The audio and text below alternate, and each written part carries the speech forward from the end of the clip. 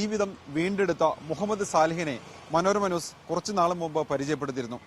Salih ഇപ്പോൾ കേരളം മുഴുവൻ ലഹരി ബോധവൽക്കരണ പരിപാടികളുമായി സജീവമാണ്. ഇപ്പോൾ ലഹരിയിൽ നിന്ന് രക്ഷപ്പെടാൻ കഴിയാതെ ഇപ്പോഴും ഡി അഡിക്ഷൻ സെന്ററുകളും മറ്റും കഴിയുന്ന യുവാക്കൾക്കും യുവതികൾക്കുമെല്ലാം ഒരു പ്രചോദനമാണ് മുഹമ്മദ് സാലിഹ് ജീവിതം തിരിച്ചു പിടിച്ച കഥ. ഇപ്പോൾ ഇന്നും ക്ലാസ് ഉണ്ടോ?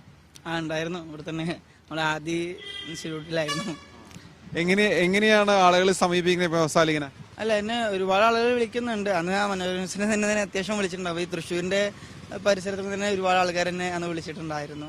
ക്ലാസ് എടുക്കാൻ പോകുമ്പോൾ സാലിഹ് പറയുന്ന സ്വന്തം ജീവിതം തുറന്നു വെക്കുകയാണോ? അതെ, ഞാൻ മെയിൻ ആയിട്ടുള്ളത് എന്റെ ലൈഫാണ് ഞാൻ പൂർണ്ണമായിട്ട് എല്ലാവർക്കും പറയാറുള്ളത്. പിന്നെ അതിന്റെ പുറത്ത് അതിന്റെ സൈഡ് എഫക്റ്റുകളും മറ്റുള്ള കാര്യങ്ങളും അത് പിന്നെ കാര്യങ്ങൾ പറയുമ്പോൾ തന്നെ ഏകദേശം എല്ലാവർക്കും മനസ്സിലായിക്കോളും. പക്ഷെ കഞ്ചാവും MDMA ഒക്കെ ഉപയോഗിക്കുമ്പോൾ ഉണ്ടാകുന്ന ഗുരുതരമായ പ്രത്യാഘാതങ്ങൾ ബോധ്യപ്പെടുത്താണ്. അതിന്റെ അപകടാവസ്ഥ എല്ലാ രീതിക്കും ഒരുപക്ഷെ എന്റെ ലൈഫിൽ തന്നെ ഉണ്ട്. പറഞ്ഞല്ലോ, മോഷ്ടിച്ചതും അതുപോലെ ഉപ്പാക്ക് നേരെ ഇഷ്യൂസ് ഉണ്ടായതും കാര്യങ്ങളെല്ലാം പറഞ്ഞല്ലോ. അപ്പൊ അതിന്റെ അപകടാവസ്ഥ നെഗറ്റീവ് ആയിട്ടുള്ള എല്ലാ കാര്യങ്ങളും അതിൽ തന്നെ ഉണ്ട്, പൂർണ്ണമായിട്ട് അതിൽ തന്നെ ഉണ്ട്.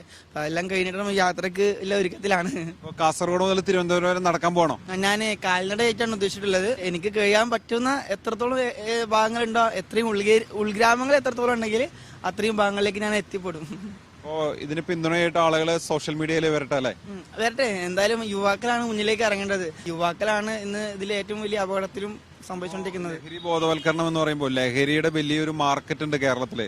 അപ്പോ ഇതിനെതിരെ പ്രവർത്തിക്കുമ്പോൾ ഭീഷണികൾ ഇപ്പോഴും തുടരാം. അപകടം എന്തായാലും ഉണ്ടാവുന്നില്ല, എനിക്ക് 100% ഉറപ്പാണ്.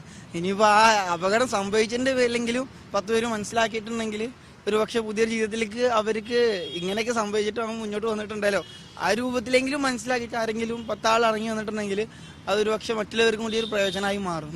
സേ നോ ടു ഡ്രഗ്സ് എന്നുള്ളതാണ് മുദ്രാവാക്യം. ലഹരി മൂലം വളരെയധികം വഴിതെറ്റിപ്പോയ ആളുകളുണ്ട്, യുവാക്കളുണ്ട്, ജീവിതം തിരിച്ചു പിടിക്കാൻ കഴിയാതെ ഇപ്പോഴും കഴിയുന്നവർ.